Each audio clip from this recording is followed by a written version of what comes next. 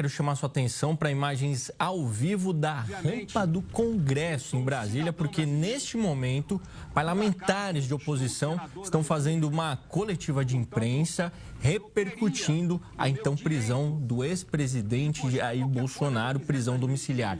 Vamos ouvir então ao vivo. A medida cautelar do Alexandre de Moraes dizia respeito a que Bolsonaro não falasse sobre o processo dele. E foi o que eu fiz, com a convicção de que, obviamente, na cabeça de qualquer pessoa normal, não traria problema nenhum. Porque foi eu que postei, não foi o presidente Bolsonaro que pediu para eu postar, para burlar qualquer medida cautelar, para indiretamente usar a rede de terceiros para se promover. Não. Eu tenho minhas redes sociais próprias, postei por minha convicção, por achar e ter certeza de que não tem absolutamente nada que confronte essa medida cautelar ilegal do Alexandre de Moraes, mas mesmo assim ele toma essa decisão e tem certeza, sem ouvir nenhum outro ministro, sem ouvir mais uma vez o Ministério Público Federal. Como diversas coisas que ele tem feito ao longo de todos esses anos, conduzindo processos que ele não poderia estar conduzindo, ele faz as coisas segundo a lei dele. E a nossa lei existe, não é para proteger os bons dos bons, é para proteger os bons dos maus. E fico, obviamente, triste como filho, mas isso dá muito mais força para cada um de nós que está aqui hoje, para continuar lutando pelo resgate da nossa democracia no Brasil. Os colegas aqui vão falar mais profundamente, mas eu queria adiantar alguns pontos rápidos. O que a gente vai propor aqui hoje é um pacote da paz. E o que diz esse pacote da paz? Qual é o conjunto de medidas que, como eu sempre falei, a solução para os problemas do Brasil está aqui no Congresso Nacional. Então, o que nós vamos propor, o líder Rogério Marinho vai aprofundar, é anistia ampla, geral e restrita, porque já passou da hora de o Brasil virar essa página, ainda mais após essas denúncias de ontem. Uma continuidade do que vinha sendo feito em matéria jornalística por Glenn Greenwald e Fábio Serapião. Agora, o outro jornalista, Michael Schallenberg, dá continuidade àquilo que foi absorvido de material do celular do ex-assessor direto de Alexandre de Moraes, o Tagliaferro. E diga-se de passagem, muitos de vocês que estão aqui hoje, a muitos de vocês foi oferecido esse material. E a todos, aos que foram oferecidos esse material, se negaram a fazer por medo do Alexandre de Moraes. Então a liberdade de imprensa já é uma realidade, não existe mais aqui no Brasil, porque a partir do momento em que os donos de um veículo de comunicação ficam com medo de publicar alguma coisa por causa do que pode acontecer vindo da caneta de Alexandre de Moraes, nós aqui estamos lutando por vocês, pelo trabalho de liberdade de imprensa de vocês também, não só pelo nosso de liberdade de opinião. Então, em função disso, mais uma vez veio à tona o modus operandi de Alexandre de Moraes para perseguir quem ele quer. Ele tinha a sua milícia secreta no TSE para que ele pudesse, enquanto conduzindo um processo no Supremo Tribunal Federal, usar uma estrutura judicial paralela para perseguir quem ele queria.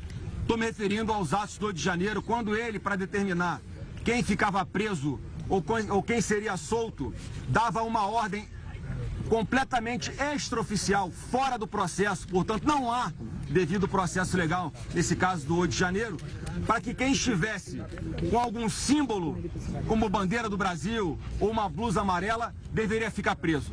Se porventura alguém que foi aqui preso covardemente na Praça dos Três Poderes não tivesse nenhuma postagem relacionada a esse tema, essa pessoa era solta. E os relatórios eram enviados de maneira informal, diretamente para o e-mail de Alexandre de Moraes. Portanto, não passava oficialmente pelo processo para que ele tomasse a decisão que bem entendesse. Então, em função disso, disso de várias outras coisas, a primeira medida desse pacote de paz que nós queremos propor para que o Brasil volte a olhar para frente e quebre os seus retrovisores é o impeachment do ministro Alexandre de Moraes. Muito bem. Não tem mais nenhuma capacidade Muito bem. de representar a mais alta corte desse país e puxando os demais ministros, o Procurador-Geral da República e várias outras pessoas para um problema que não é delas. Um problema que ele próprio criou e que ele deveria ter resolvido já há muito tempo, bastava agir dentro da lei. A segunda medida é a anistia. Como eu falei, que não tem mais condições de nós não apreciarmos aqui, no plenário do Congresso, da Câmara e do Senado, uma amnistia ampla, geral e restrita que hoje não acontece porque há ameaças ao Congresso Nacional de que se nós votarmos essa matéria, ela vai ser declarada inconstitucional. E não é. É uma competência privativa do Congresso Nacional e nós temos que resgatar a independência dos poderes. Portanto, é uma exigência nossa que se paute a anistia ampla, geral e restrita. E o terceiro ponto desse pacote de paz que nós estamos propondo é que nós possamos aprovar imediatamente a PEC que acaba com o foro privilegiado de parlamentares. Porque toda a jurisprudência do Supremo foi alterada para manter Bolsonaro lá. Esse é um ponto. Michel Temer e Lula foram julgados aonde? Na primeira instância, como deveria estar acontecendo com o presidente Bolsonaro. Mas há ali uma articulação para que se mudasse esse entendimento. E a outra razão para que nós devemos aprovar essa PEC imediatamente é porque isso não pode mais continuar sendo usado como um instrumento de pressão sobre deputados e senadores que acabam tendo que, muitas vezes, não fazer aquilo que é obrigação deles, porque podem sofrer algum tipo de ameaça em função de processos que estão no Supremo. Portanto, é fundamental que isso volte para a primeira instância, porque é uma exigência já de toda a população, da maioria da população, e eu tenho certeza que essa iniciativa em especial vai ter o apoio maciço, majoritário, esmagador de todo o Congresso Nacional. Então, é o que eu queria dizer. Líder Rogério Marinho, por favor.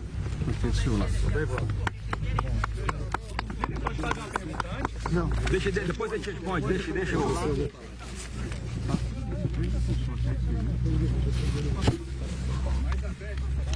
Só um minutinho.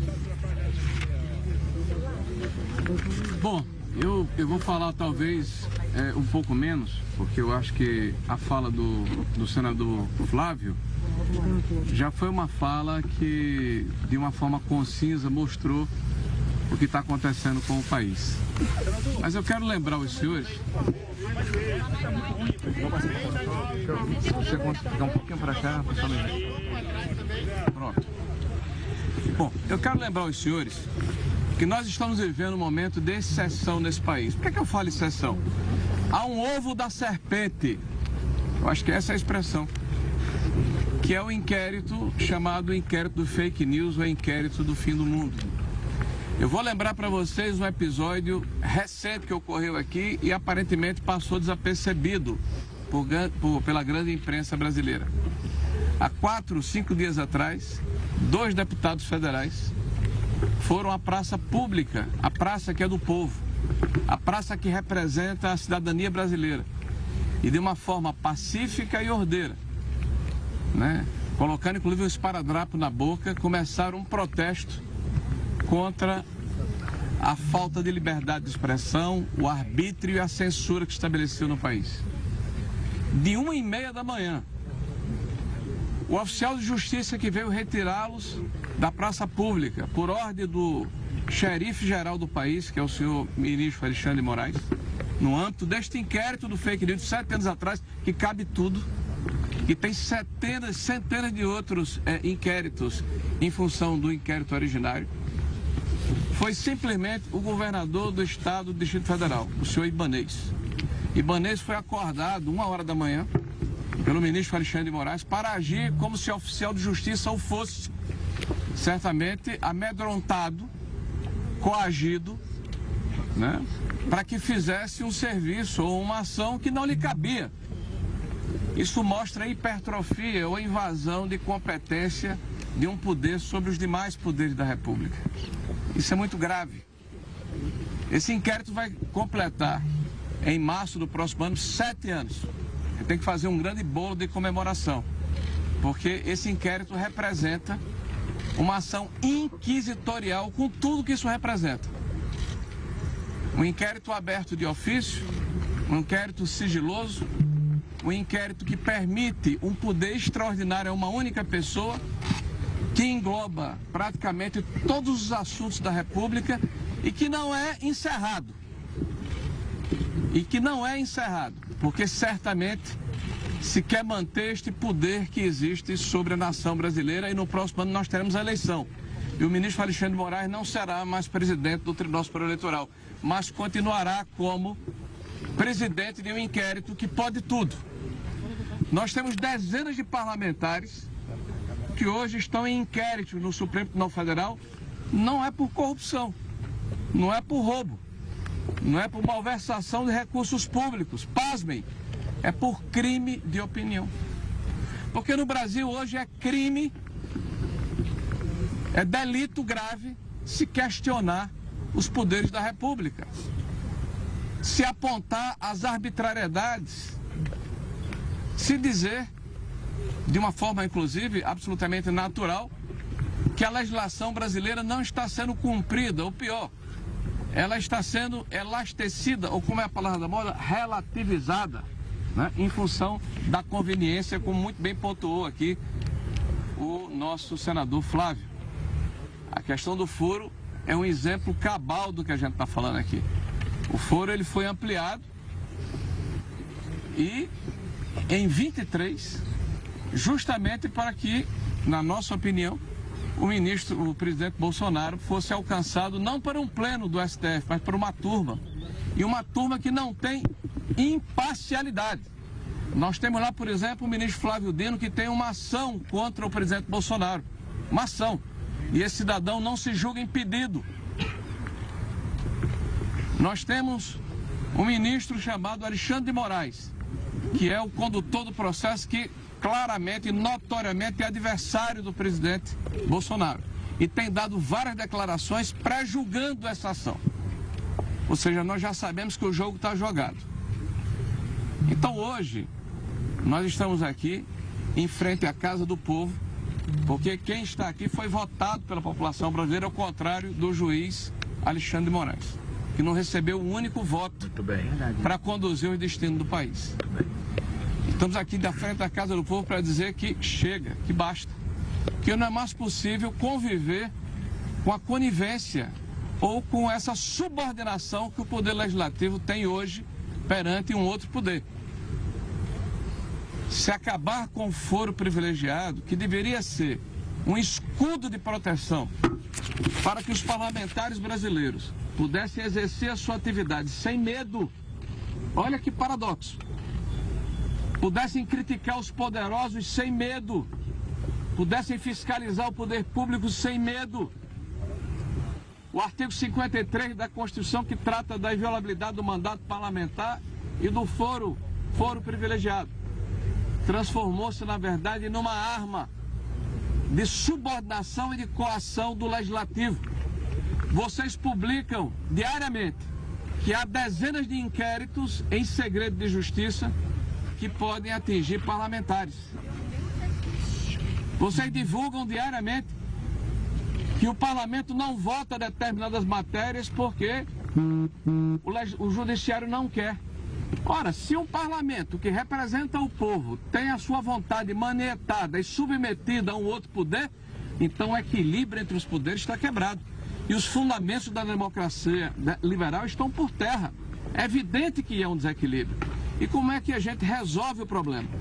Está na Câmara Federal um projeto pronto para votação, já passou no Senado da República, que é a PEC 33, do fim do foro privilegiado. Então que os senhores parlamentares sejam tratados como cidadãos comuns e que o Poder Judiciário, pelo menos através de alguns de seus membros, perca a possibilidade de manietar, de submeter o Congresso Nacional à sua vontade ou à conveniência de ocasião. Então essa é uma das condições que nós estamos colocando, porque nós vamos nos colocar em obstrução, né? A partir de hoje nós estamos em obstrução. O segundo aspecto, que já foi colocado pelo senador Flávio, mas eu gostaria de reiterar um ponto.